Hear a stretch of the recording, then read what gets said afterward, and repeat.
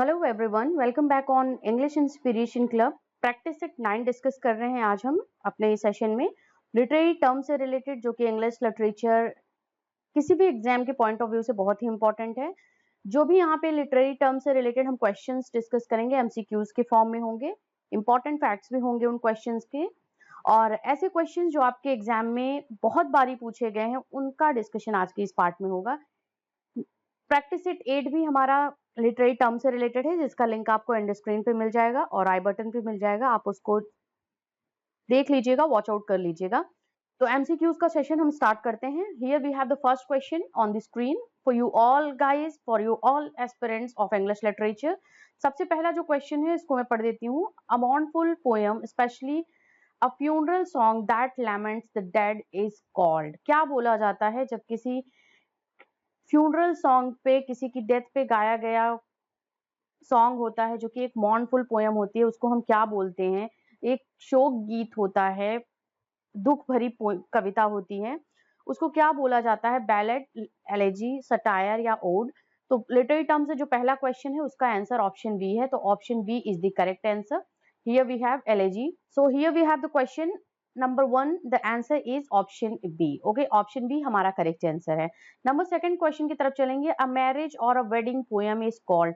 Marriage और wedding poem जो होती है उसको क्या बोला जाता है? जो पोएम्स वेडिंग पे लिखी जाती हैं या वेडिंग को सेलिब्रेट करते हुए, मैरिज को सेलिब्रेट करते हुए लिखी जाती है, व्हाट दैट इज कॉल्ड? न्योपेटल ओड या एलेगरी, एपिग्राम, एपिथेल्मियम? तो ऑप्शन डी हमारा करेक्ट आंसर होगा। Epithalamium is the correct answer. Specially हम स्पेंसर को देखते हैं, स्पेंसर की पोएम्स इस कैटेगरी में काउंट होती हैं, एपिथेल्मियम उन्होंने लिखा हुआ है, तो ऑप्शन डी करेक्ट आंसर होगा। अ मैरिज और wedding poem is called epithalamium. Number 3 question है, complete the sentence. The reversal of fortune of a tragic hero is called. जो रिवर्सल होता है ट्रेजिक हीरो के फॉर्च्यून में, उसको क्या बोला जाता है? आपको बताना है।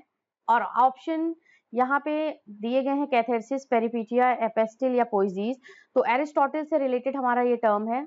एरिस्टोटल ने ट्रेजेडी को डिफाइन किया हुआ है और कुछ उन्होंने ऐसे एलिमेंट्स दिए हुए हैं ट्रेजेडी को लिखने के लिए, जिसमें ये सब शामिल हैं जो आपको मैंने बताया है। तो आपको इसमें से एक ये टर्म है, the reversal of a Fortune of a tragic hero is called. जो ये होता है उसको हम क्या बोलते हैं? वो बोला जाता है option B, that is called peripeteia. Okay, option B होता है, पेरिपेटिया होता है ये यहाँ पे। तो इसको होता है, पेरिपेटिया का मतलब जो होता है, ये ग्रीक वर्ड है, ठीक है, ये ध्यान दीजिएगा, ये ग्रीक वर्ड है। इसका जो मतलब होता है वो रिवर्सल होता है, टर्न एक तरीके का। टर्निंग पॉइंट जो होता है ड्रामा का, उसके बारे में हम बात करते हैं यहाँ पे।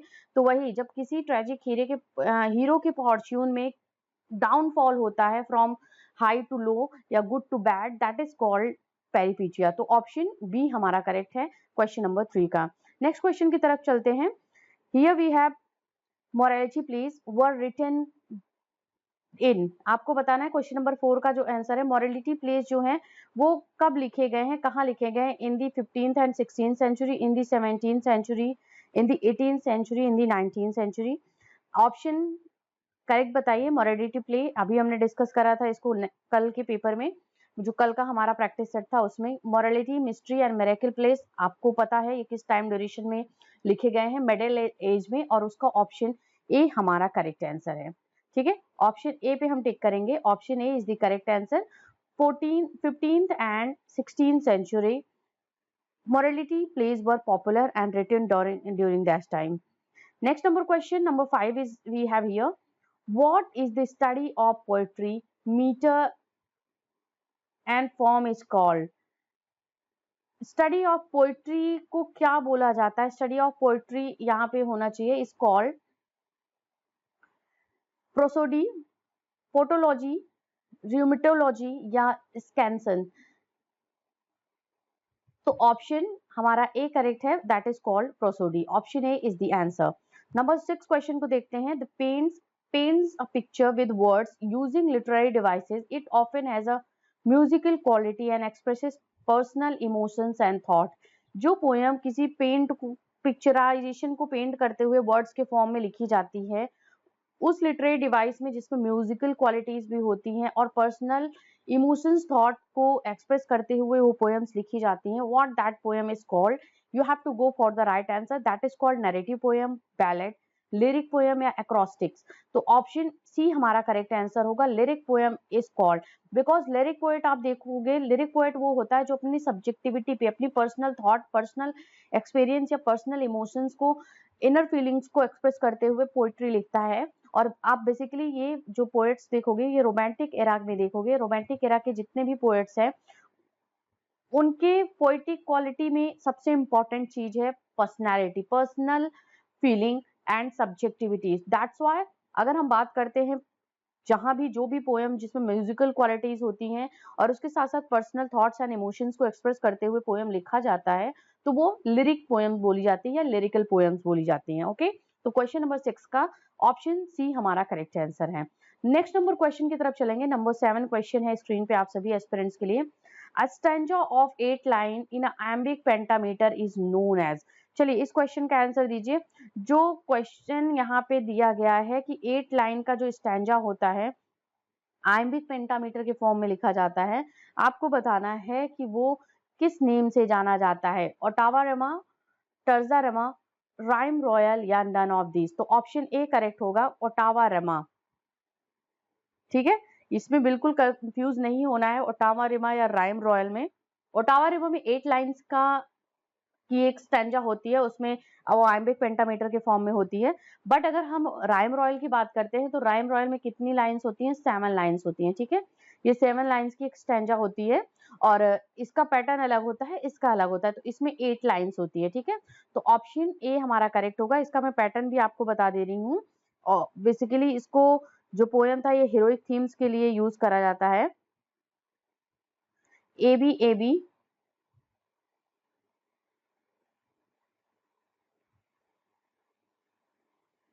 सी सी।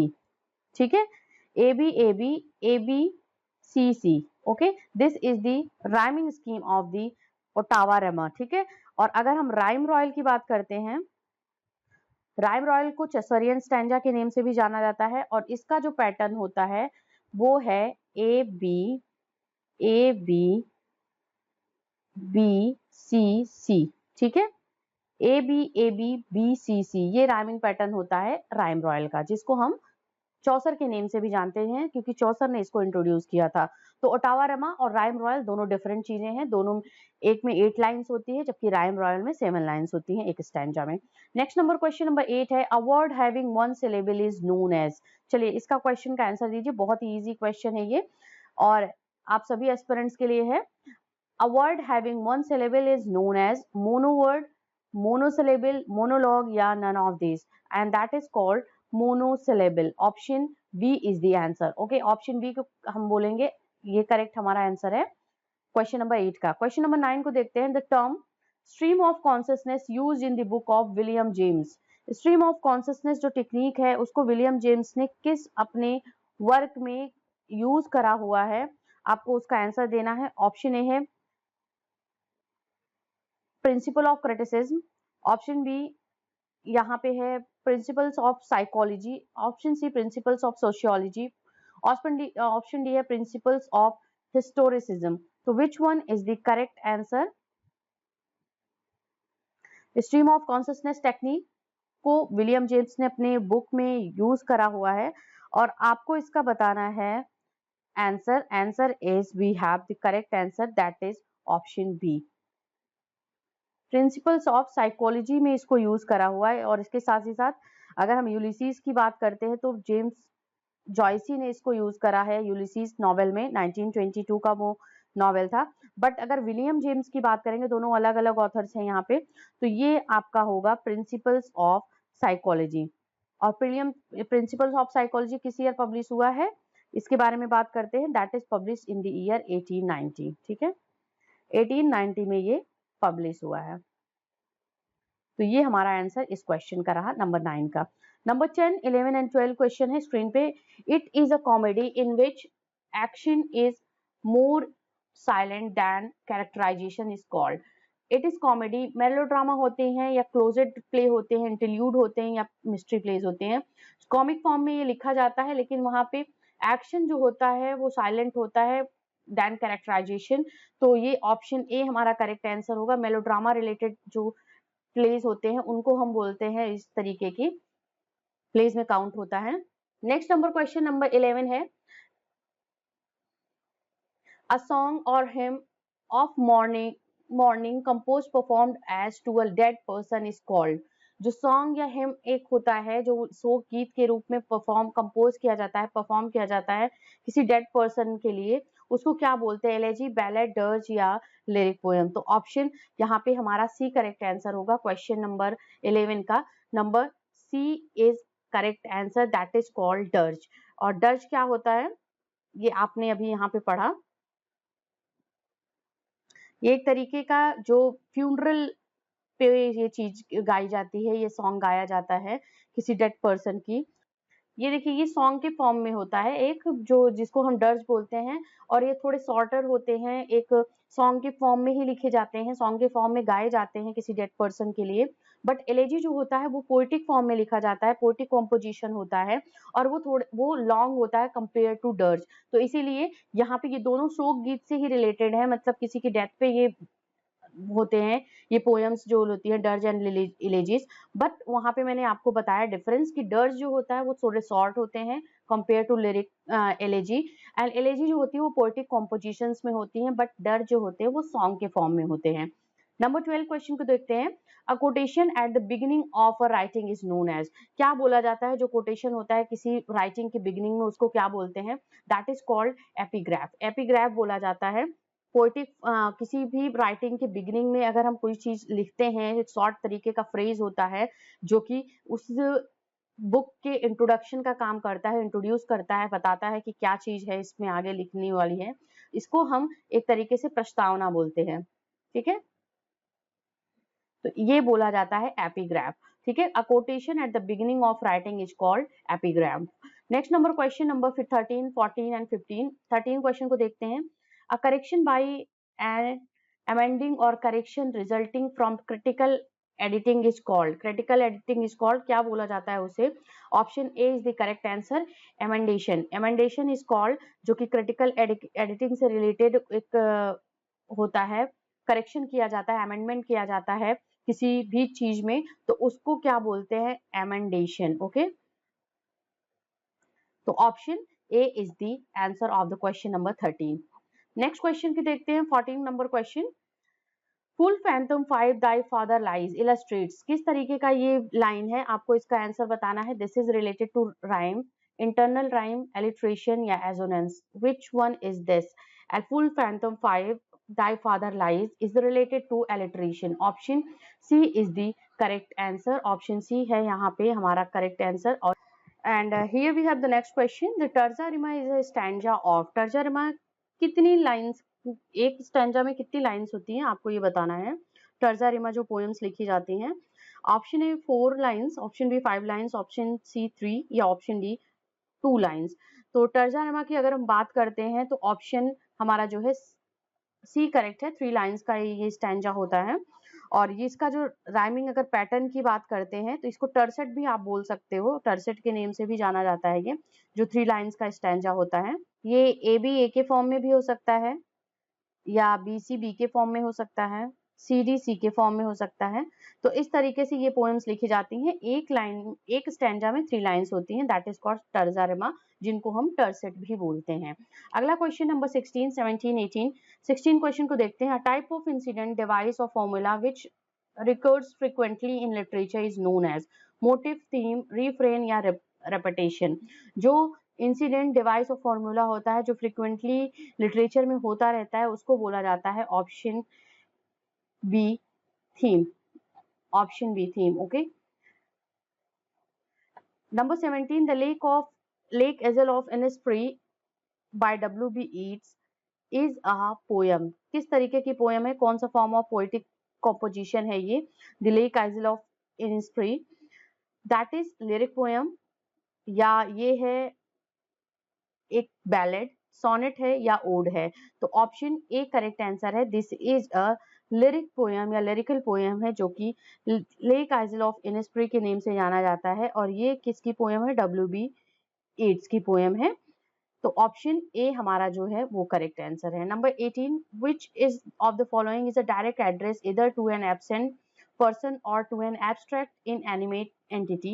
inanimate entity, abstract entity या किसी absent person के लिए जो डायरेक्टली एड्रेस किया जाता है उसको क्या फिगर ऑफ स्पीच बोलते हैं? अपोस्ट्रोफी, पोड, ओड या हाइपरबोली। तो option A is the answer, correct answer है हमारा अपोस्ट्रोफी। और ये इस तरीके के मार्क में आता है, अपोस्ट्रोफी मार्क बोलते हैं इसको। ये आप उस लाइन में जरूर देखोगे जो कि अपोस्ट्रोफी से रिलेटेड सेंटेंस होगा। Here we have the next question, number 19, 20 and 21. 19 number question, a poem that tells a story with plot, setting and character is called. That is called lyric poetry, free verse poetry, narrative poetry or all the above. And option C is the answer because narrative poetry जो होती है उसमें characters भी होते हैं, story होती है, plot होता है, सेटिंग होता है। तो पूरी तरीके से ड्रामा को फॉलो करते हुए ऐसी पोएम्स लिखी जाती हैं, बट वो पोएटिक फॉर्म में होती हैं, पोएटिक कॉम्पोजिशंस होती हैं, तो उनको हम नैरेटिव पोएम्स बोलते हैं। इसका बहुत अच्छा एग्जाम्पल होता है जो कि बैलेड होता है और साथ ही साथ एपिक पोएम्स होती हैं, मॉक एपिक पोएम्स होती हैं। तो ये सभी जो पोएम्स होती हैं ये किस में कैटेगरी में आती हैं? ये आती हैं आपकी नैरेटिव पोएम्स की कैटेगरी में। इससे रिलेटेड वीडियो आपको इस चैनल पे मिल जाएगा। व्हाट इज पोइट्री के नेम से वो वीडियो इसी चैनल पे अपलोडेड है। आपको मैं एंड स्क्रीन पे उसका लिंक दे दूंगी। अभी आपको यहाँ पे आई बटन पे उसका लिंक मिल रहा होगा, आप इसको चेक कर लीजिएगा, ठीक है। नंबर 20 क्वेश्चन है, a poem with no metre और rhyme is called. Lyric poems बोली जाती हैं, फ्री वर्स पोएम्स बोली जाती हैं, सोनेट बोले जाता है या ओड बोला जाता है। तो इसका आंसर है ऑप्शन बी। ऐसी पोएम जो होती है वो फ्री वर्स पोएम बोली जाती है। Poem with no metre rhyming और is called. Number 21, what is catharsis? It is related to a tragedy, it is related to comedy, it is related to sonneteering या it is related to fairs। जो catharsis होता है वो क्या होता है? Tragedy से रिलेटेड होता है। और एरिस्टोटल का एक यहाँ पे दिस इज अ कॉम्पोजिशन की बात करते हैं, एक एलिमेंट है कैथारसिस जो कि ट्रेजेडी लिखते वक्त इंपॉर्टेंट होता है। और कैथारसिस क्या होता है वो आपको जानना जरूरी है। एक स्ट्रॉन्ग फीलिंग होती है जो कि आपको बताता है इसमें एक तरीके का purification of emotions, purification of emotions, इसको बोलते हैं हम कैथारसिस। ओके, कैथारसिस बोला जाता है और ट्रेजेडी में बहुत ही इंपॉर्टेंट होता है ये कॉन्सेप्ट जो है ये अरिस्टोटल के थ्रू दिया गया है। ट्रेजेडी को डिफाइन करते हुए उन्होंने इन सभी एलिमेंट्स को रिक्वायर्ड बताया है एक ट्रेजेडी को लिखने के वक्त। तो फ्रेंड्स यहाँ पे हमने आज इस पार्ट 9 में कुछ और इम्पोर्टेंट लिटरेरी टर्म्स के बारे में बात की। नेक्स्ट पार्ट हमारा प्रैक्टिस सेट 10 होगा जिसमें और कुछ इंपॉर्टेंट हम लिटरेरी टर्म्स उनके इंपॉर्टेंट फैक्ट के साथ में डिस्कस करेंगे। तो प्लीज आप एक बड़ी वीडियो सेक्शन जरूर चेक कर लीजिएगा इस चैनल का, वहां पे आपको इंपॉर्टेंट वीडियोस मिल जाएंगे और डिस्क्रिप्शन बॉक्स में भी लिंक है इंपॉर्टेंट वीडियोस के, आप उनको भी वॉच आउट कर लीजिएगा। तो मिलेंगे आप सभी से हम नेक्स्ट वीडियो में। Thank you very much everyone for watching this.